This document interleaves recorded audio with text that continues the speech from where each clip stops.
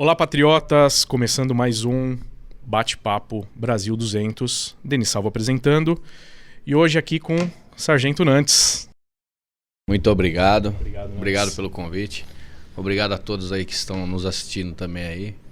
Obrigado pela oportunidade Nantes. de estar diante de ti aí. Pô, a gente que agradece aí para aí. Trazer. O Nantes é candidato a deputado federal. Sim. Mas eu queria começar, Nantes, com a tua história, tá? O pessoal conhecer um pouquinho mais da tua trajetória aí até chegar na rota, né? As rondas extensivas. Uhum. Vamos lá. Eu nasci na capital paulista, Tá. em 1984. Porém, quando tinha 1 ano de idade, já fui morar em Osasco, na cidade de Osasco. E por ali morei até os 19 anos. Família humilde, filho de policial militar. Naquela época o policial já não ganhava bem, infelizmente. Anos E 80 assim, ali, né? Anos 80 foi um período difícil também para toda a sociedade. A gente sabe aí que passamos por grandes crises, né? Pois é, época complicadíssima. Eu me lembro assim, momentos antes da eleição do Fernando Collor, tinha filas para comprar um botijão de gás, ou fila no açougue para comprar 1 quilo de carne. Eu lembro disso. Eu era bem pequeno, mas eu lembro. E assim, posteriormente... Mas eu tinha noção zero de política, né? Nessa época, inclusive. Era criança odiava, inclusive, a propaganda eleitoral. Quando chegava o horário eleitoral, mudava. Tentava mudar de canal, desligava a televisão, ia jogar bolinha de gude e fazia outra coisa. Mudava de canal, tava todos os canais lá, né? Tava todos. Então, ainda bem que mudou isso aí, né? É verdade, hoje tem mais opção, né? Hoje tem mais opção. Hoje temos diversos streams e tal. Você não é obrigado exatamente a assistir aquilo. E aí, aos 19 anos, eu tomei posse na cidade de Campinas, no concurso da Polícia Militar, e fiz escola de soldado por lá. Legal. Onde eu moro até hoje, em Campinas. Tá. Em Campinas.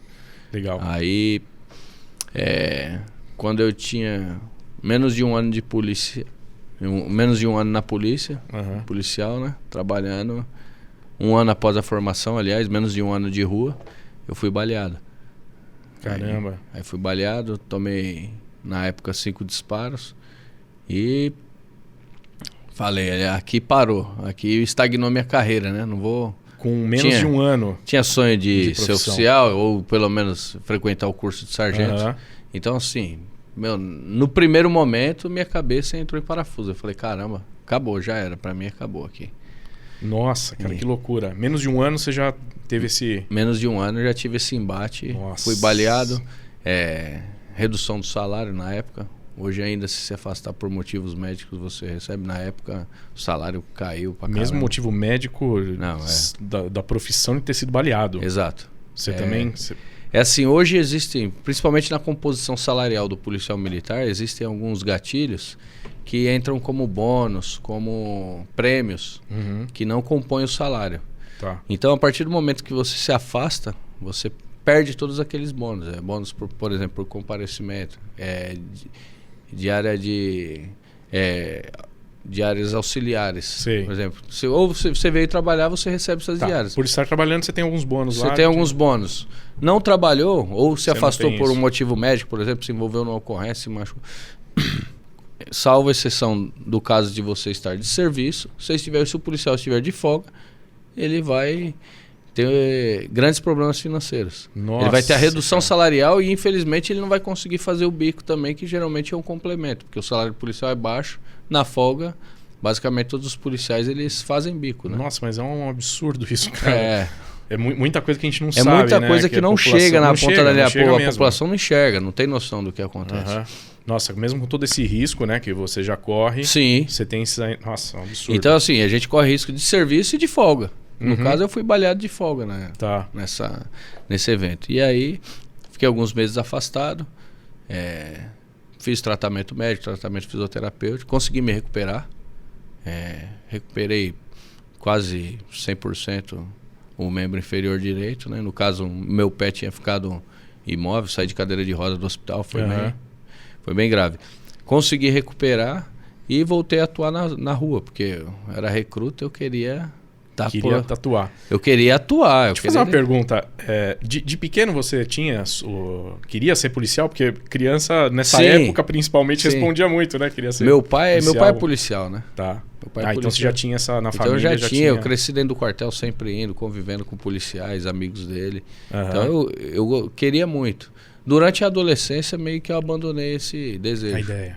Mas deu os 18 anos ali, aquela fase de servir o exército e tal, aí... veio de novo. Veio à tona novamente essa vontade e eu acabei ingressando. Os primeiros concursos que eu prestei, eu passei nos 2. E aí chamou o de Campinas e eu fui para lá. E depois para seguir carreira, como que funciona dentro da... Aí na Polícia Militar existem 2 maneiras de você ingressar nela. Ou como praça ou como oficial. Tá. Eu ingressei como praça. O praça ele ingressa como soldado 2ª classe. Ele toma posse e se torna um soldado 2ª classe, onde ele vai fazer a escola de soldado. E depois que ele venceu o estágio probatório, ele é promovido a soldado 1ª classe. E aí, a partir dali, ele precisa prestar alguns concursos internos para que ele possa ser promovido. Tá. Concurso interno. Concurso interno. E o oficial da mesma maneira. O oficial ele ingressa na Academia do Barro Branco como aluno oficial. E aí... ele estuda durante o período de 4 anos lá, se forma, sai aspirante, posteriormente promovido a 2º tenente, e aí até capitão ele não precisa fazer nenhum concurso interno, ele vai sendo promovido. Chegou a capitão, ele precisa fazer concursos e cursos internos também, cursos de aperfeiçoamento para que ele possa ser promovido até coronel. Entendi. E já trazendo um pouco do que você está falando, Nantes, uma das suas bandeiras é a corporação policial. Sim, né? Com certeza. Hoje está totalmente... como que você enxerga isso? Tá largado? Melhorou em relação a períodos anteriores? Como que você enxerga isso? E qual que é a teu principal... Não proposta, mas o que você enxerga de deficiência que dá para melhorar hoje? Com relação a equipamentos, a Polícia Militar ela evoluiu muito. Hoje, por exemplo, viaturas são de boa qualidade. Armamentos também, hoje está chegando na ponta da linha. Hoje temos o patrulheiro lá do 01. 01 é o rádio patrulha, o que atende o 90, o policial que atende o 90. Tá. Temos unidades, inclusive, que os policiais conseguem trabalhar com fuzis, né? Tá. Mas é assim, não adianta eu só comprar equipamento para o policial se eu não dou uma condição digna salarial para ele.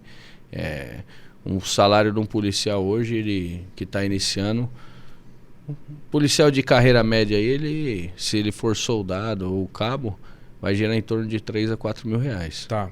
Hoje, ele, com 3 a 4 mil reais, se ele tiver 2 filhos e quiser colocar os 2 filhos numa escola particular, por exemplo, metade aí ele não consegue pagar aluguel ou deixa de comer. Pois é. Então, fica bem complicado. Uma das questões principais, que no caso não está na minha alçada do pleito, cujo qual eu estou pleiteando, aliás, do cargo que eu estou pleiteando, porém, é algo que dá pra gente, de repente, com muita conversa, articular para que possa, de fato, melhorar. O salário, eu acredito que é um dos principais fatores. Urgentemente tem que ser melhorado para o policial. Você falou, eu lembrei até, falando em anos 80, falou sobre viatura, né? Eu lembro que as viaturas policiais antigamente eram uma lástima, né? Infelizmente, cara. Nossa, era horroroso, né? Era aqueles fusquinhas velho, negócio policial horrível. Faltava gasolina. Na década de 90, os Opalas, foi entregue os Opalas, né? Opala, 6 cilindros, puta de um carro, motorzão, puta de um carro na época. Só que não tinha combustível, os policiais empurravam. Chegou a acontecer situações de policiais não ter combustível para abastecer a viatura para trabalhar. Então, assim, melhorou. A gente não pode ser hipócrita e dizer que não. Eu mesmo, quando eu ingressei na polícia, eu demorei 6 meses para eu conseguir ter acautelado para mim, né? O que é acautelado? Eu ingressei na polícia, eu era policial, já estava formado, mas eu não tinha uma arma. O Estado não tinha como me fornecer uma arma, porque tinha meia dúzia de revólver lá. Aí quando vagava um, aposentava um policial, aí vagava um, ele entregava aquela arma, aí o policial mais novo ia lá e conseguia pegar essa arma para ir para casa armado. Não tinha. Que absurdo. E eram 38 6 tiros. Que inclusive, pelo mecanismo dele, você não podia usar 6 munições, você tinha que usar só 5, porque corria o risco dela cair e disparar. Que é isso? Que é isso? E eu vi isso aí. Colete à prova de bala, por exemplo, na época, nós terminávamos o serviço e entregava para o próximo colega. Então você trabalhava... Tinha que passar o... Imagina, é que hoje o sol não foi tão escaldante, mas imagina a época de janeiro, fevereiro, Nossa, aquele sol a condição de que... 30, 35 graus, você suando o dia inteiro no colete e chegar e entregar para o próximo colega. Nossa. O colega tem que utilizar aquele colete todo molhado de suor mesmo. Então era isso aí que a gente viveu. E hoje não, hoje o aluno que está em formação, hoje ele sai já com... concluiu o primeiro módulo, ele já recebe uma pistola, ele recebe um colete à prova de balas para ele levar para casa, para ele já poder estar circulando com isso e exercitar a própria defesa, né? Então, legal.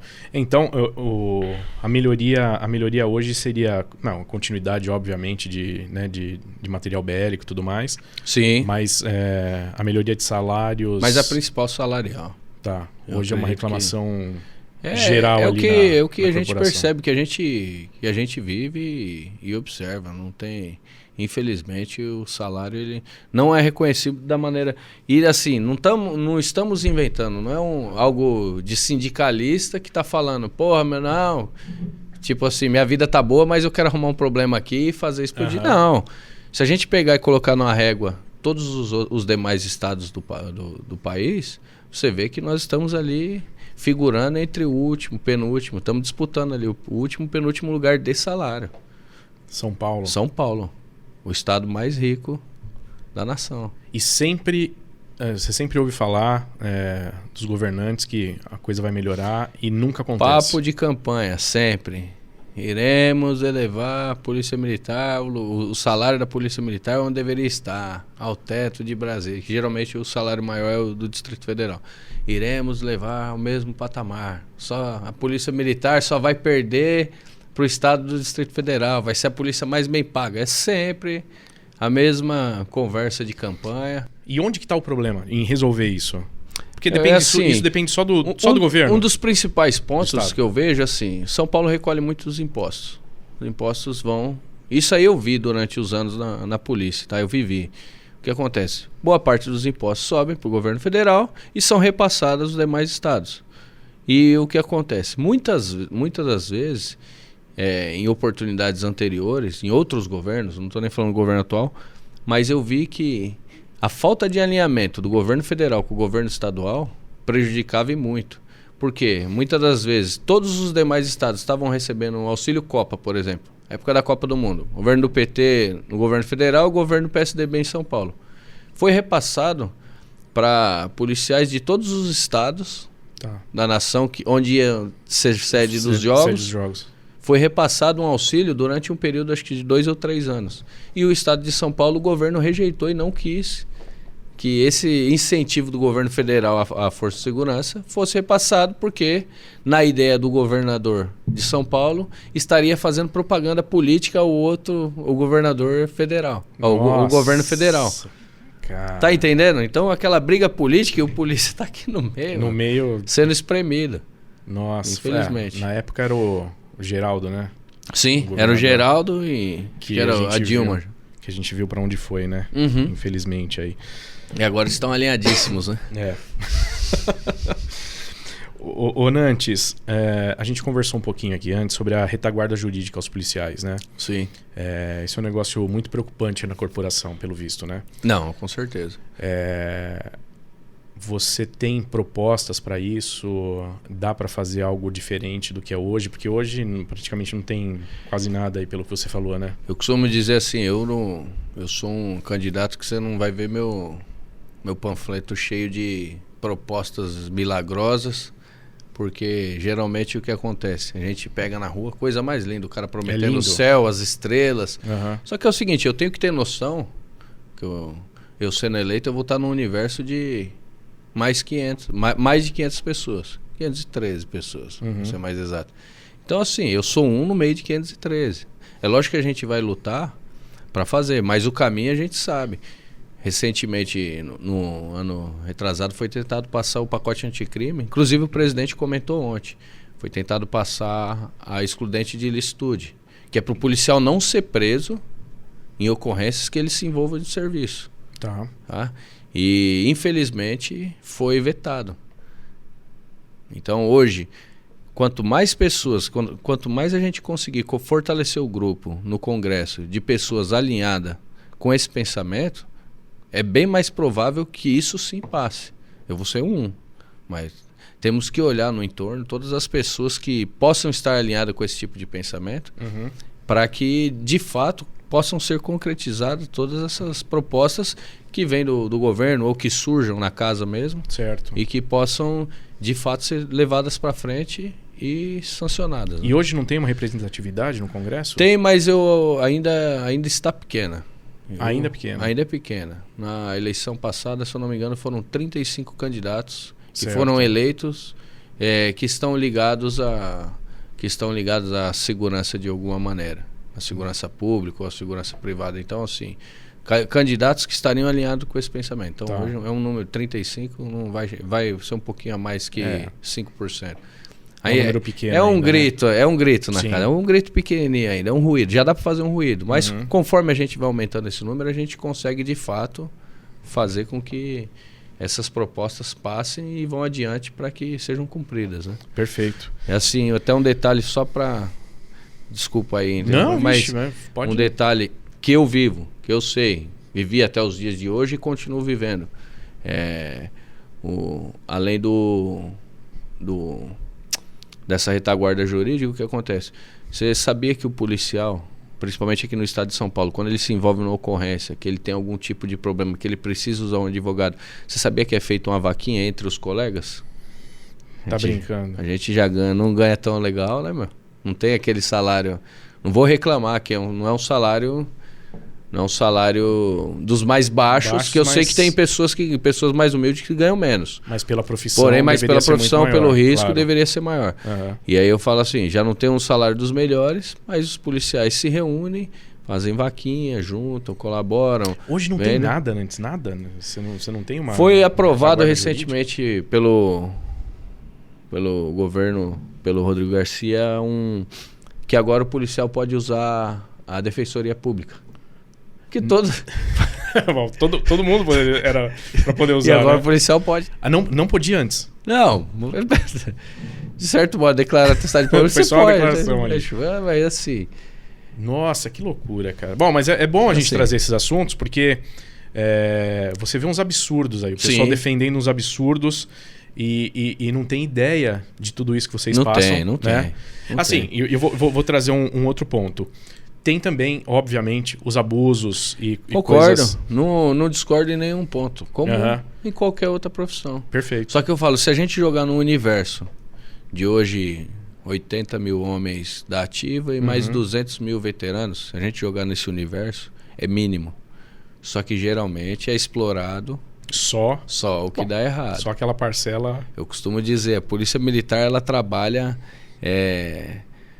A Polícia Militar de São Paulo, ela atende 60 mil ligações por dia, em média. 60 mil ligações. 20 mil, em torno de 20 mil viram ocorrências. Que é o bebê que foi salvo, a mulher que ia ser espancada pelo marido, que a polícia chegou, conseguiu salvar, ou que ia morrer na mão do agressor. Enfim, uma infinidade de ocorrências bem-sucedidas. O traficante que foi preso, a arma que foi tirada da rua, em média, 20 mil se tornam ocorrências. 60 mil ligações, 20 mil se tornam ocorrências. Nossa, é um número é um número alto de atendimento. Nossa. É o único órgão que, se você ligar 24 horas, vai te atender. Vai te atender e dependendo do problema que você estiver tendo, vai vir até o local para te atender. E vocês, inclusive, atendem as pessoas que são contra a polícia, Exatamente. Com certeza, já vi muito isso aí, inclusive. Aqueles hipócritas, já cheguei muitas vezes em ocorrência dessa natureza. Aí vamos imaginar que durante um período de 3 dias, a Polícia Militar atendeu 20 mil ocorrências por dia. No terceiro dia, ela está fechando um número de 60 mil ocorrências atendidas, né? Nossa, certo? Tá. 60 mil ocorrências atendidas. Se uma dessas der errado, você acha que qual vai para a imprensa? Essa. Com certeza é essa. É a que deu errado. É essa que vai ser batida, essa que vai ser mostrada, essa que vai ser... Porra, mas é isso que... Eles querem mostrar isso porque é o que dá audiência. É o que dá audiência. Só que é isso que fica na cabeça do pessoal, né? É o que fica na maior parte da cabeça da população, que o quê? Que a polícia é troglodita, que a polícia é violenta, que a polícia sai na rua para matar. E é muito pelo contrário, né? A polícia sai para defender a vida. Não, com certeza. A polícia é servir e proteger, é o lema da polícia militar. Então, assim, a gente não... O policial, todos os dias, ele sai de casa para defender a vida do cidadão de bem, fazer o que é certo e defender a própria vida. Claro. Infelizmente, uma hora ou outra acaba se envolvendo numa ocorrência, o marginal vem a morrer, aí não é culpa do policial. O policial não saiu da casa dele para roubar ninguém, para ameaçar ninguém, para colocar arma na cabeça de uma idosa, de uma criança. O policial não saiu de casa para fazer isso. Quem sai de casa para fazer isso é o bandido. Né? Mas sabe que, voltando um pouquinho, né? Eu tenho 46 anos, vivi muitos anos 80 ali. Sim, 90. Viveu bem. A gente era ensinado a ter medo da polícia. Ensinar a ter medo. Né? Não, na realidade...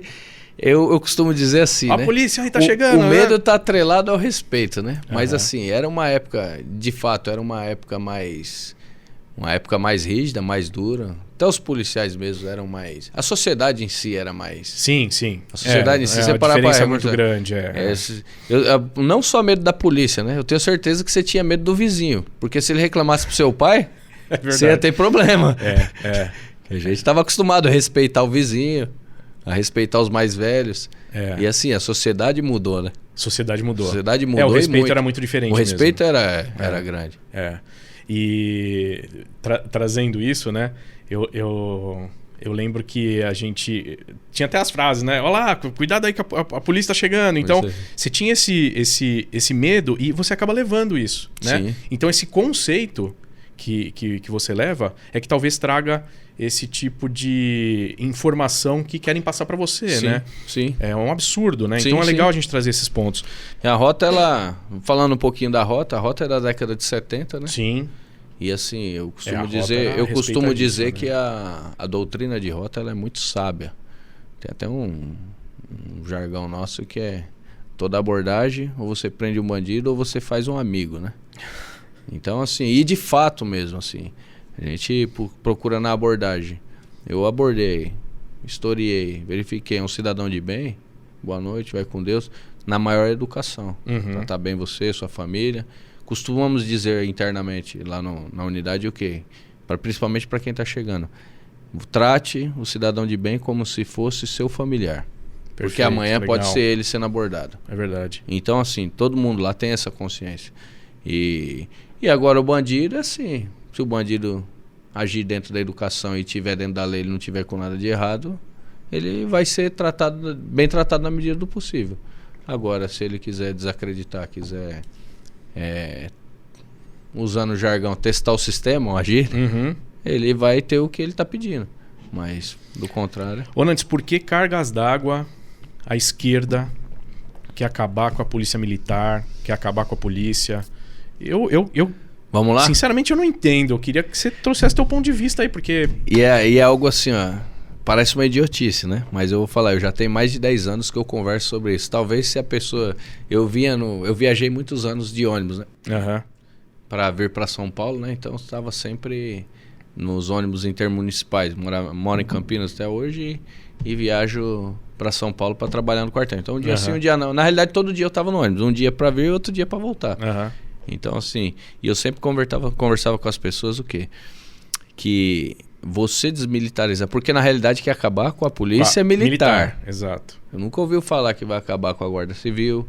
Pelo amor de Deus, nada contra, muito pelo contrário. Estimo muito os colegas de todas as outras polícias. Mas assim, sempre batendo na tecla de acabar com a polícia militar. Você sabe qual que é o efetivo hoje de todas as polícias militares do Brasil? Não tenho ideia. 500 mil homens, em torno de 500 mil 500 homens. mil. Em torno de 500 mil homens. Das polícias militares do Brasil. São Paulo tem qual é o efetivo de São Paulo? 83 mil. É um número alto, hein? É um número alto. E em torno de 500 mil homens. Sabe qual que é o efetivo das Forças Armadas hoje? Não tem no ideia Brasil? também. Em torno de 500 mil homens ativos, tá? Então, 500 mil policiais na ativa e 500 mil... Na Constituição Federal, lá está escrito que a Polícia Militar é força auxiliar das Forças Armadas. Então, ou seja, se nós entrarmos numa situação que haja necessidade... Um exemplo, o país entrou em guerra. Nós entramos em guerra com o país vizinho. As Forças Armadas por sua vez, vão prover a Defesa Nacional e a Polícia Militar vai agregar o efetivo das Forças Armadas e passa... Então você dobra o efetivo, de imediato. Beleza? Fechou? Uhum. E se eu desmilitarizar?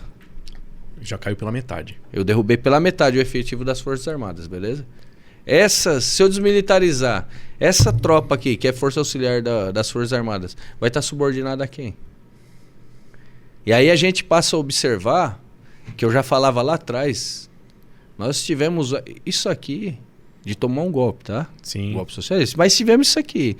E já estava todo armado o golpe. O que acontece? Só olhar o mapa agora da América do Sul, você vai ver os vermelhinhos em volta. Pois é. Beleza? Foram todos praticamente fortalecidos pelos governos anteriores nossos aqui. Certo? Muito conseguiram dar o golpe socialista com apoio aqui. Com apoio dos governos anteriores. Exato. Então imagina que eu fortaleci, tá tudo vermelho em volta do Brasil. Aí desmilitarizei a polícia aqui, ou seja, arranquei a metade do efetivo das Forças Armadas. Aí hoje eu dou o golpe. Tá muito mais fácil. Se as Forças Armadas cumprirem e saírem em defesa da soberania do país, vão sofrer ataque externo. E, infelizmente, de um outro externo. Eu não posso nem declarar essas coisas, mas eu vou falar. Nossa, mas que informação. Mas sofreria ataque externo. Uhum. Tá sofrendo ataque externo, tá provendo a segurança nas fronteiras e começa a sofrer ataque interno. Em tese, beleza? Uhum. Essa é a estratégia dos caras. Entendi. Então, muitas vezes, você vê um repórter falando mal da polícia, nem ele sabe disso. Ele só tá falando porque ele está sendo pago por alguém e a pessoa falou, você tem que falar mal. Tem que falar e acabou. Você tem que falar mal. Ele não tem nem noção desse plano gigantesco que existe por trás para poder tomar o poder aqui. Mas quando você começa a falar sobre isso, falam de teoria da conspiração. Escutei muito isso aí. Coisas que estão acontecendo já, mas não continuam querem enxergar. Não, é teoria da conspiração. Não, mas peraí. Mas tá ali, ó, já tá acontecendo. Já tá... Mas um exemplo mesmo. O cara... Não, sua mulher tá te traindo. Não tá. Aí o cara chega em casa, vê a mulher na cama. Não, mas tá te traindo. Não tá. Não tá, não. Eu acho que não. É. Então é assim, tá acontecendo mais ou menos isso aí. Né? Deixa eu virar as costas. Deixa eu virar as costas, eu vou daqui a pouco. Eu não tava, não. Aí, ó, voltei, não tá vendo? Não tá tudo mais. certo. Tá mais ou menos acontecendo isso com a nossa população, infelizmente. É uma loucura.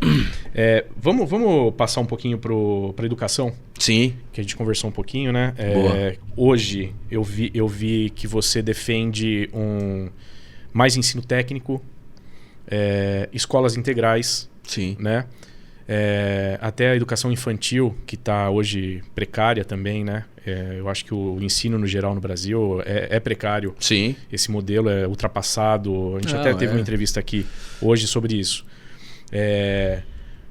Da onde sairiam recursos para fazer tudo isso? Já tem recursos, não são utilizados? Qual que é a tua ideia aí, Nantes? É assim, hoje, se a gente parar para analisar, muitas das vezes basta boa vontade, não precisa nem do recurso. Eu falo porque eu tive a honra de participar de um projeto social em Itacoaxetuba, ali na região metropolitana, com a professora, eu sempre falo, a professora Patrícia, ela teve uma ideia genial. Ela teve um marido que era policial morto, ela queria se vingar, depois ela viu que não ia conseguir, ela decidiu mudar a vida dos jovens. Que o marido dela foi morto por 2 menores de idade. Tá. Então, o que acontece? E a partir dali ela passou a atuar na escola que ela trabalhava, ela era uma professora municipal, e ela passou a atuar levando bons exemplos. Então, assim, eu lembro que o primeiro contato que eu tive com a sala de aula dela, eu fui, acho que a primeira viatura. Minha equipe foi a primeira equipe a visitar a sala de aula dela. No primeiro contato que eu tive com as crianças, eu percebi que elas correram para o canto da sala, com medo, amedrontadas. Caramba. Desesperada, grito de desespero mesmo. E eu olhei para elas, cresci na periferia, em Osasco, sala de lata. A sala dessas crianças era uma sala de aula construída em lata também. Na hora que eu entrei na sala, eu lembrei, me veio a memória, então eu falei, eu acho que eu sei como conversar com essa galerinha. Aí começamos a explicar que o policial não era mal, que não estava ali para fazer o mal para eles. Um ou outro estava chorando, pegamos no colo, fomos conversando, dialogando. e levando boas mensagens para eles. Porque, em tese, aquelas crianças, eu percebi que elas já estavam veredando para um caminho que seria sem fim. Então, ou seja, já cortava o cabelo do estilo que um bandido corta, já usava roupa do estilo, ou seja... Que idade isso, Nantes? Isso de 9 a 12 anos. Nossa, cara. Aí no dia eu fiquei sabendo que crianças, entre elas ali, já utilizavam drogas, outros já estavam trabalhando efetivamente no tráfico. Então, assim, eram notícias bem tristes, assim. E aí eu fui conversando, amolecendo eles, explicando que eles não deveriam se espelhar no bandido, no marginal, que eles poderiam ser médicos, que eles deveriam acreditar. E usei o meu exemplo. Eu falei, eu saí de uma sala de aula igual vocês. Eu estudei, eu corri atrás e hoje eu estou aqui trabalhando na polícia. Mas vocês podem ser o que vocês quiserem, não desacreditem de vocês. E fui conversando com essa galerinha aí. No dia, para ser sincero, eu saí até eu saí meio desacreditado. Eu falei, isso aí não vai... Não é fácil mesmo. Não vai mudar, eu acho que não tem efeito. E essa professora continuou ao longo de 6 meses. Toda semana ela levava um policiamento rodoviário, bombeiro, ambiental. Toda semana, guarda municipal. Continuou na linha... Continuou levando os bons exemplos. Porque até então, quais eram os únicos exemplos que essas crianças tinham? A criança mora na comunidade. Ela olha o traficante com as correntonas no ouro, andando com mulher bonita, carrão, roupa boa. Quero ser isso também. Olha pro bandido, a mesma coisa. Ele vai querer ser o quê? O pai tá preso, a mãe trabalha o dia inteiro para sustentar, para trazer a comida para dentro de casa, muitas vezes. Então, assim, que esse jovem, que ele tem de perspectiva de vida? Qual que é a ótica que ele olha para a vida? O exemplo dele é esse, o único, né? Exemplo único. E aí eu percebi que depois de 6 meses, voltamos mais uma ou duas vezes na sala de aula, conversamos com eles, e eu fui na formatura. Eu lembro que eu citei para eles que eles na primeira aula lá, citei que eles deveriam se abraçar, se beijar. No dia virou até uma zoeira entre eles, um hostilizando o outro, tal. E assim, só que o que foi mais engraçado é que no dia que eu cheguei na formatura, 6 meses depois, eu não reconheci essas crianças. Modo de falar, modo de se portar, modo de se vestir. Que incrível, hein? E aí, aquele dia me deu um start. Um negócio relativamente simples, né? Simples. Tá entendendo que não precisou gastar R$1 a mais para fazer isso? Levar bons exemplos? Só que, infelizmente, a gente vê o quê? Que todo professor, porque a gente sabe que, infelizmente, todo professor que tenta levar um trabalho social sério para que possa trazer bons exemplos, muitas vezes ele sofre perseguição. Não aconteceu diferente com essa professora. Esse projeto não foi adiante. Meio que você não pode fugir do roteiro, né? Exato. É absurdo hoje a gente vê que tem professores que, em vez de entrar na sala de aula e dar aula de português, matemática, geografia, como diz o presidente, o professor utiliza o tempo de aula dele para falar mal do governo. Para falar mal do presidente. Para doutrinar, né? Para doutrinar. E é um absurdo. É. Então, assim, a gente tem que usar esse tempo para de fato ensinar e criar cidadãos úteis. Tem noção que a gente está diante se não for o maior, dos maiores países em recursos naturais? Aqui não falta nada. Eu estava no Ceasa hoje lá com o Tarcísio. Ele ficou vislumbrado com nós fomos numa banca lá que tinha frutas exóticas. A quantidade de frutas que tinham diferentes, que assim, ia tudo no nosso país. Sim. A gente em recursos naturais nós somos os maiores. E assim, e por que a gente não é o maior em recursos humanos hoje? Porque se a gente unir o recurso natural com o recurso humano, ninguém segura a gente. Ninguém segura. Só que infelizmente hoje você abre o jornal, tem só na região de Campinas, acho que é de 2 a 4 mil vagas de TI em aberto. Tô falando só em Campinas. Não temos profissionais para preencher as vagas. Não temos profissionais qualificados. Porque onde está ficando o nosso jovem? Em vez dele estudar, você pega hoje os maiores canais do YouTube, são canais de funk. Eu falo isso aí, que o funk é uma puta de uma ferramenta do crime organizado. Então, assim, aonde estão os nossos jovens? Lá em Campinas, lá tem um fluxo lá, que outro dia eu passo na rodovia e dá para enxergar o bairro, é num determinado bairro lá. Você enxerga crianças de 13, 14 anos no outro dia cedo, 6, 7 horas da manhã, largadas na rua, embriagadas, já drogadas. Nossa. Nossos jovens estão se perdendo ali. A gente não tá pegando lá na base, instruindo, educando, qualificando, para que possa gerar resultados. Isso é algo que seria bom para todo mundo. A base no Brasil tá péssima, né? Sim. E o trabalho que foi feito lá atrás, uns tempos atrás, se deu mais ênfase em fazer universidades do que o ensino básico. E aí o que você tem hoje de resultado? Formados na universidade que mal sabem ler e escrever. Exato. Tá horrível. Eu falo, isso. Hoje em dia é natural, infelizmente, você pegar um Uber com motorista engenheiro. Sim. Não consegue atuar na área. Não consegue atuar porque não infelizmente, tem condições de atuar. O ensino foi fraco lá atrás. Exato. O ensino, a base não foi boa. E, infelizmente, as universidades também só querem receber e aquele método de aprovação também. Tá formado, tá o diploma. Exato. Vai aprender na prática. Aí o cara sai, não né? tem experiência zero. O conhecimento ele não adquiriu, de fato. Ele não adquiriu na universidade de fato. Ele vai fazer o quê? Vai morrer de fome, ele não vai também. Ele vai ter que ir. E uma coisa que era muito boa, eu fiz ET, né? A Escola Técnica Estadual. Era integral. Sim. Eu fiz o colégio normal junto com o técnico o dia inteiro. Das 7h30 às 6h, tinha aula de sábado. Era fantástico. Acabou, não tem. Era fantástico, foi muito bom. Foi minha formação principal, era uma escola excelente. E hoje você não vê mais isso, né? Não deram ênfase no curso técnico. Acho que isso é uma coisa que tem que brigar também, né? Infelizmente, tudo que é para educar o povo de maneira eficaz vai sendo afastado. Exato. E não é à toa, não. Sim, não é isso não é à toa. Tem um porquê. Por trás, lógico. Tem um porquê. Que o povo assim, ó, fala assim, hoje, infelizmente, eu ando nas ruas, converso com as pessoas. Eu pergunto assim, você vota em que? Vou votar no PT, né? Vou ficar falando o nome de candidato aqui, nem pra dar moral, mas vou votar no PT. Mas por quê? Não, porque o outro eu não gosto. Mas você não gosta por quê? Porque é homofóbico, porque... É sempre o mesmo. Você vê que é os mesmos argumentos que são... Que ele nem sabe o porquê. Ele não sabe o porquê. Fala assim, não, mas espera aí. Porque ele não fez nada.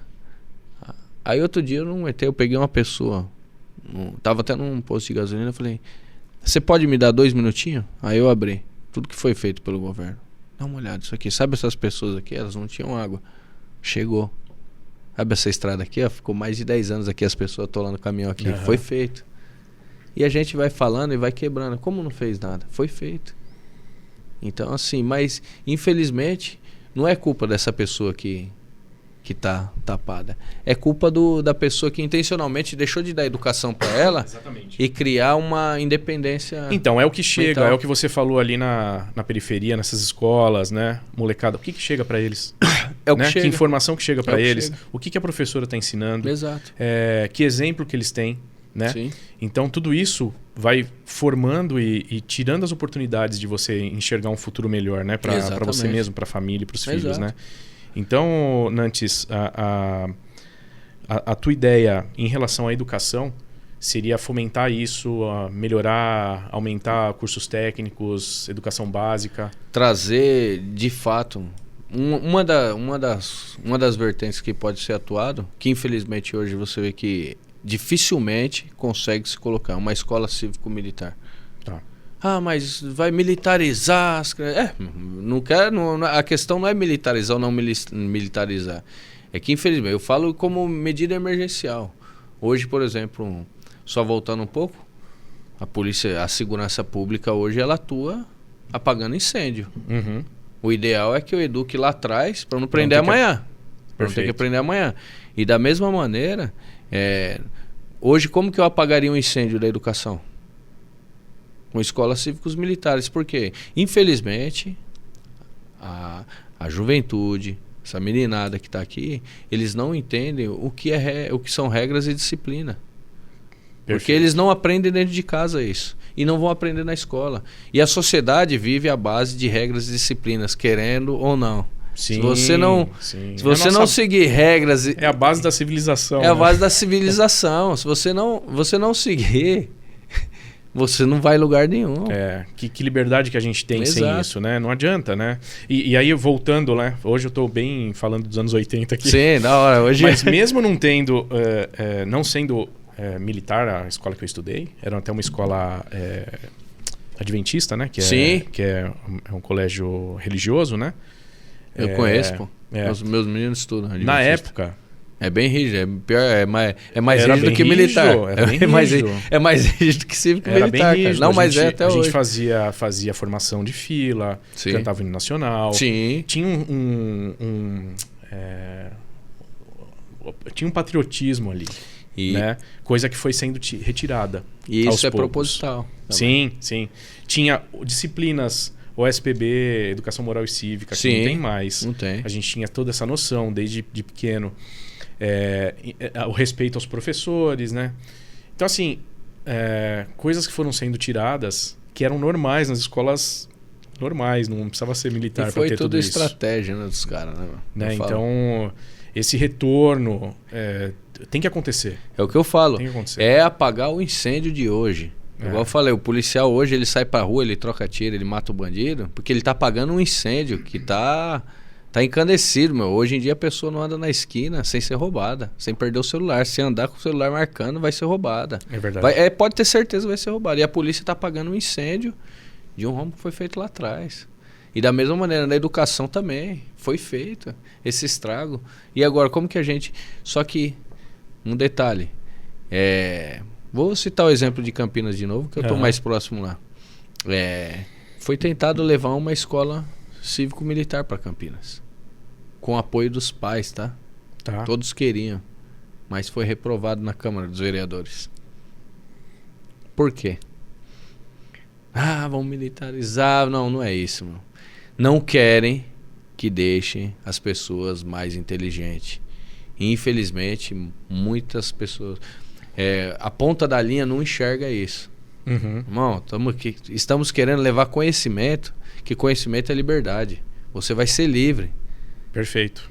Vamos trazer o conhecimento para você. Não, você quer me enganar, você quer fazer eu marchar. Não é fazer você marchar, é trazer o conhecimento. Isso aqui é só mostrar para você como funciona de fato a sociedade, é te trazer o patriotismo novamente, é mostrar para você. Porque quando você é patriota, você defende sua nação, você defende o seu hall de amigos, você defende a sua casa. E a partir do momento que você tira tudo isso da pessoa, ela não tem por que lutar. E aí, quando os tiranos vêm para dominar, tá muito mais fácil. Tá fácil, esse é o objetivo, muito mais fácil. E esse é o objetivo, a gente sabe disso aí. Exatamente. Pô, eu ia te fazer essa pergunta, por que não se consegue implantar, né, a escola militar em alguns lugares, né? Então tem que passar pela Câmara dos Vereadores. Sim, no caso existem escolas municipais e escolas estaduais, né? Certo. Então, assim, aqui não preciso nem explicar para você, né? O governador que estava antes jamais ia deixar implantar nas escolas estaduais. Então, temos alguns deputados estaduais no estado de São Paulo, principalmente o Tenente Coimbra, que é um que está sempre à frente das escolas cívicas militares, que ele tentava contornar com os prefeitos nos municípios, que é a autonomia do prefeito e tal. E aí o que acontece? Mas a maioria das prefeituras... Não. Já barram. Não, aqui não. Aqui não. Tá entendendo? Fazer propaganda pra você. Tá entendendo? Cara, que loucura. Associaram tudo. Estão associando tudo. A guerra tá... A guerra tá aí. É associar que tá fazendo propaganda pro presidente ser reeleito. Nossa. E na realidade não é. Igual a bandeira do Brasil, né? A bandeira do Brasil Pronto, agora não pode virou... mais ser... Virou propaganda eleitoral. Pera aí, meu. É bandeira da nossa nação. Nossa, cara, tá Então, feio o negócio. Tá difícil da gente se... Fora que eu acho as pessoas que devem pensar que as crianças vão ter arma na escola e vão aprender a atirar, né? Não, seria muito bom. Seria não, eu falo... mesmo. Eu costumo dizer que quem tem arma são pessoas mais tranquilas. Eu falo isso porque eu trabalho com isso. Eu tenho, além da Polícia Militar, eu sou sócio de um clube de tiro, da G16. E assim, a gente trabalha muito com isso, com o esporte. O tiro é limitado somente à violência. As pessoas falam que arma é ligada à violência. Sim. Mas eu falo, todas as pessoas que eu levei que tinham esse estigma, que entraram, que fizeram um curso básico com a gente ali, que foram para a pista, mudaram. Armando Whindersson Nunes, por exemplo, a Águida, ela dá esse depoimento dela sempre. que ela conheceu a gente, conheceu o mundo do tiro, e o tiro ajudou e muito ela a se recuperar da depressão, cara. Olha então, só. assim, Olha o só. tiro. Uhum. Porque o tiro ele aumenta a sua concentração, você descarrega energia quando você está praticando o esporte, sai mais leve. Eu vejo, é normal, eu fico lá, tem a unidade aqui lá de Moema, por exemplo. O cliente ele fica no andar de cima. Quando ele desce, ele passa por mim, ele fala, pô, tô descarregado. Hoje... realmente... Então, é um esporte, é algo que é benéfico também. E que, ao longo dos tempos, foi demonizado também. Pois é, foi demonizado e falam um negócio totalmente errado, né? Eu vi uma entrevista até, acho que foi no Vênus, eu não lembro quem era, mas me marcou muito. A pessoa falou, pô, as armas, é pra matar, arma é pra matar. Não, arma é pra defesa. Sim. Né? Eu achei interessantíssimo esse ponto de vista. Acabou com o argumento dela. A arma é pro esporte e é pra defesa. Defesa. Eu não tô... A arma mata... Não é porque eu tenho uma arma que eu vou cometer um crime porque eu tenho uma arma. A arma mata sentido, como essa caneca né? mata. Sim. Se eu for um ser humano mau, eu consigo matar outro ser humano com a caneca dessa. Com a caneca, uma faca. Uma faca, com uma mesa dessa aqui. Eu lembrei até... Com a mão. Eu fui num shopping na Turquia antes. Sim. E tinha um detector de metais, né? Aí tava lá que não podia entrar com faca e tudo mais. Só que dentro do shopping você podia comprar uma faca na loja, cara. Eu falei, pô, qual o sentido disso, né? Coisa então louca. é a mesma coisa, né? Sim. Acaba sendo a mesma coisa. Exato. Pô, então tá bom. Se você quiser matar uma pessoa, não é porque você tem arma ou não tem que você vai deixar de cometer o crime. Exatamente. Né? A sua intenção não é porque você tem ou não a arma. Eu né? costumo dizer, na época, foi até um dos argumentos que eu usei na eleição anterior do presidente. Eu estava no jantar numa casa de amigos, e a esposa dele falou, mas a arma... Agora com as armas as pessoas vão matar as outras, tal. Aí eu falei assim, você assiste o Datena? Você assiste o Bate? Assisto. Eu falei, desde que foi promulgado o estatuto, o chamado Estatuto de Desarmamento, que na realidade é a Lei de Armas, né? Mas foi apelidado de Estatuto de Desarmamento. Desde que foi promulgado ele, parou de morrer gente? Quando você liga a televisão, parou de morrer gente? Não. Todo dia a mulher é morta pelo marido que estrangulou, que passou a corda no pescoço, que usou um machado, matou a filha, o ladrão entra, mata o senhorzinho. Agora eu falo assim, a única coisa que muda com a arma é que de repente, se essa mulher que foi vítima de um estrangulamento, se ela tivesse uma arma e ela tivesse habilitada para usar, talvez ela não teria sido vítima desse malfeitor. Perfeito. Ele ia pensar 10 vezes para ir lá, porque a arma é um equalizador de forças. Sim, claro. Principalmente das forças más.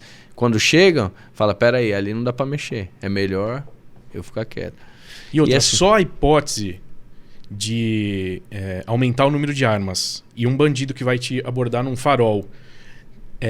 ele tem a dúvida. Ele tem a dúvida. Pô, será? Antes era certeza que não tinha. Sim. Hoje não, opa, o cara pode ter. Hoje o cara já cai, só da dúvida. Já o cara cai, não, exatamente. Né? Só de ele ver que você tá atento. Eu falo, porra, mano, aquele Opa, cara deve estar armado. Às vezes você só tá atento. Mas ele fala, ele tá armado, eu não vou lá. Eu vou pegar um desatento ali. Exato. Já deu a... Né? E assim, a gente sabe que esse discurso de armas... não... Arma é perigoso, arma mata, arma é violento. É o mesmo discurso da polícia militar que eu expliquei agora há pouco.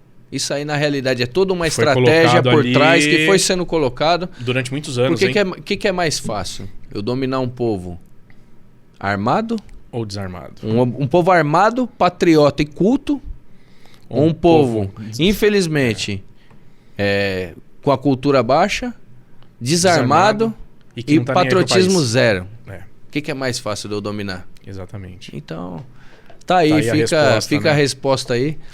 Eu costumo dizer, cultua a sua liberdade. Se você gosta da sua liberdade, começa a observar esses assuntos que a gente está falando. Perfeito.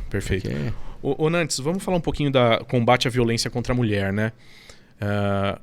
Nós tivemos aí um período muito complicado, voltando de novo aos anos 80, 90. Foi criada a Lei Maria da Penha.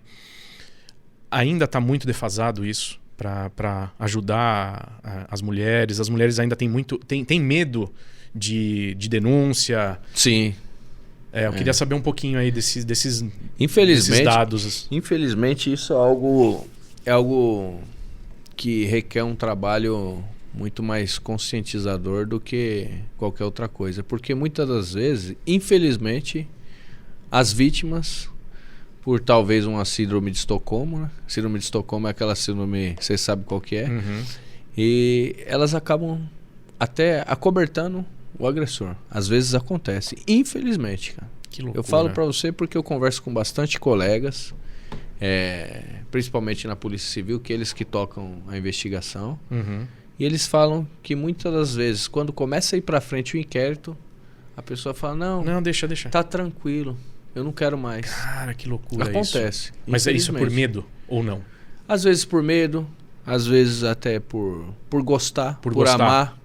Eu lembro que eu era bem novinho de polícia, eu fui numa ocorrência, e aí o polícia que trabalhava comigo, o Pampanini, um troglodita grandão, ele desceu com um cacetete na mão, que o marido tava espancando a mulher. Aí nós chegamos para atender essa ocorrência. Aí a mulher saiu no portão, toda descabelada assim, apanhando, aí ela chegou. Pelo amor de Deus, ó, eu chamei vocês aqui, só que eu quero só que vocês conversem com ele. Eu não quero que vocês façam nada com ele, eu não quero que vocês batem nele, eu não quero que vocês prendam ele, eu só quero. Infelizmente essa mulher estava sendo espancada, mas você vê que ela tinha amor pelo algoz dela. É triste de ouvir. Às vezes parece cômico, mas é triste de ouvir, porque infelizmente isso ainda acontece. Eu vejo muitas das vezes, principalmente com pessoas menos esclarecidas, que elas acobertam a violência do próprio agressor. Isso eu acho que até informação desde que nasceu. Sim. De ver isso como uma normalidade. Como normalidade. Né? Teve algumas alterações na Lei Maria da Penha, que no início teria que ter a declaração da vítima, depois passou a ter declaração de vizinhos, por exemplo. Certo. Se ligarem, ele pode ser conduzido. Porém, eu falo que mesmo assim, muitas vezes os vizinhos têm medo. Um caso recente também, em Brasília, eu vou te falar um caso recente. Não sei se você acompanhou, Percy Wide, ele é policial militar aposentado daqui de São Paulo, ele trabalhava no Corpo de Bombeiros, ele estava morando em Brasília. E lá em Brasília, ele estava morando ali na região do DF, se eu não me engano. E ele estava num bairro mais humilde lá, ele deparou com a briga do marido e mulher. A mulher sendo espancada pelo marido. Espancada no meio da rua. Ele passou a defender aquela mulher. E trocou socos com o agressor. Isso está filmado, tá? Rodou um bom tempo aí as imagens. Ele trocou socos com o agressor. O agressor saiu, voltou com um facão, cortou a mão dele. Ele perdeu a mão esquerda. E aí, o que aconteceu? O indivíduo que cortou a mão dele, ele foi socorrido. O indivíduo montou no carro, fugiu. Com quem? Com a mulher. Com a mulher. Nossa. A mulher fugiu com o cara. Ou seja, o cara perdeu a mão para defendê-la. Então, assim, super feliz por depois, isso que eu falo hoje que temos que trabalhar muito mais a conscientização. Tá. Porque muitas das vezes a mulher ela não tem para onde ir. Ela Fica é dependente financeira, com... ela tem dependência de moradia. Ela não tem para onde ir. Se ela sair, ela vai morrer de fome. Ela não tem para onde levar os filhos. E ela prefere aturar aquela violência. Então, e continuar para não... E continuar... Não perder tudo isso. Vai. Ou seja, ela é colocada numa situação subjugada. Recentemente também, não sei se chegou a acompanhar, eu não vou me lembrar ao certo, mas eu lembro que tinha um marido que mantinha a mulher e os 2 filhos aprisionados dentro de casa já, acho que 4, 5 anos, ou mais, não, 14 anos, não podiam sair de casa. Então, assim, isso... Nossa, mas... Todo dia, parece cena de filme, começa cara. A loucura do cara, né? Isso já é um absurdo, Sim. né? E quando ele tava batendo neles, inclusive, eu lembro que a reportagem falou que ele aumentava o som. Aí o apelido dele no bairro, inclusive, era DJ, desse cara. Nossa, cara. Porque falavam que ele ouvia música alta, mas na realidade ele tava aumentando o som pra bater pra cometer a violência contra os filhos e contra a mulher. Então, que loucura, assim, vocês devem pegar muita coisa assim, né? E a gente fica meio fora, eu costumo não... assistir muito os programas que você fica até meio maluco, né? Mas a gente acha que não acontece mais esse tipo de coisa, né? E tem uns montes, né? Infelizmente. Toda hora você catar um noticiário, às vezes até rolar no celular ali, você vê umas notícias cabeludas, você fala, pô. E eu vejo que qual que é o melhor caminho disso aí? É conscientização. É a gente fazer, da mesma maneira que fazer chegar o bom exemplo para aquele jovem lá, é fazer chegar esse bom exemplo para a mulher. É poder mostrar que ela pode se defender. Hoje temos artistas que, inclusive a amiga minha, Renata, por exemplo, Schmidt, foi vítima de violência doméstica. Ela foi para o mundo do tiro por conta da violência doméstica. Hoje ela tem a arma dela de maneira lícita, ela pratica o tiro esportivo. Uhum. Então, assim, querendo ou não, traz uma segurança a mais. Eu tenho certeza que com certeza. essa pessoa que cometeu, se tentar se aproximar, vai pensar 10 vezes. Porque vai falar, porra, tá armada. Mas todas as mulheres têm condição de ter arma? Não tem, eu sei que não. Então, mas de repente a gente pode fazer esses bons exemplos, como o da Renata, de chegar e falar, ó, dá um basta, sai, meu. Sei lá, de repente a gente pode criar junto com o governo centros de acolhimentos para mulheres. Uhum. Dessas que, por exemplo, tem medo de sair de casa porque senão ela não tem onde morar e ela não vai ter o que comer. De repente a gente pode pensar em algo dessa maneira. Isso seria excelente, né? Porque ela já tira esse medo de ficar sem nada, né? Exato. De morrer de fome e tudo mais, ela já tem um Fala, apoio se ali. você estiver sofrendo violência em casa, vem pra cá. Pô, isso é interessante. O cara vai ser preso e tal. E sem contar, lei mais dura, né? Com certeza. Porque hoje em dia é colônia de férias. Cadeia é colônia de férias, né? A medida restritiva não deve nem ser cumprida. Tem muita coisa que não... Medida restritiva é um papel. Um papel. Beleza. Se você ligar pra polícia agora não é desfeita, eu sei que não é... Eu sei a quantidade de trabalho que tem. 60 mil ligações. Olha o tamanho que é isso aqui, São Paulo.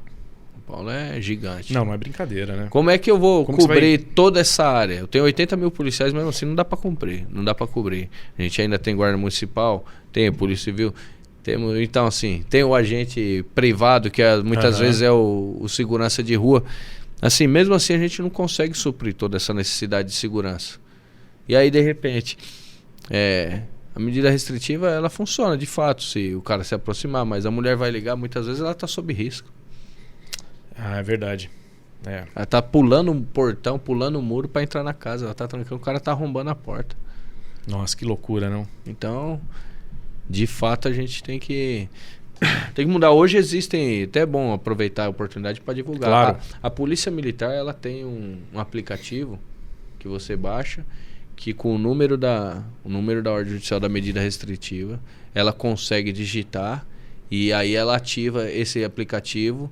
E segurando um determinado botão, que ela configura lá, um botão de volume, ela pressionando por um determinado tempo, ela dispara um alerta e manda a geolocalização dela para a Polícia Militar. Pô, bem interessante. Isso já tá esse ativo, é um já tá aplicativo funcionando. que funciona. Legal. Porém, não é tão divulgado. Pô, isso é interessante. Vamos até colocar eu já até aproveitar, depois eu vou ver se eu pego... Eu vou pegar o link aqui do aplicativo, eu te mando, você já legal, dá até para colocar na descrição. Aqui na tela e na descrição do Acho que vídeo. É bacana. Legal, Nantes. Beleza? Nantes, estamos chegando ao final aqui. Queria que você deixasse o seu Instagram. Beleza. Para o pessoal te seguir aí, conhecer um pouco mais do seu trabalho. Meu Instagram hoje tô utilizando o Sargento Nantes. Tá. @Sargento Nantes. Facebook, Sargento Nantes. E as demais redes, todas estão baseadas Sargento Nantes. Sargento por extenso, tá? Porque muitas vezes a pessoa vai colocar abreviado e não vai me localizar. Legal. Sargento Nantes. Maravilha. Beleza? Muito Fico bom. agradecido aí. Nantes, nós que agradecemos aqui do Brasil 200. O papo foi sensacional. Imagina. Aprendemos muito e muita coisa que assusta, né? Sim. Os assuntos que a gente acredita que não tenha... São os temas que de fato não chegam, né? É verdade. Então legal trazer para nossa audiência aí esses assuntos. E boa sorte aí no... Meu irmão, eu fico agradecido pela oportunidade aí. Que Deus abençoe sempre a vida de vocês aí. E estamos na luta junto. Obrigado, Nantes. Beleza? Maravilha. Valeu. Obrigado, meu irmão. Obrigado. E você se inscreva, compartilhem esse conteúdo. E até o próximo Bate-Papo Brasil 200. Obrigado.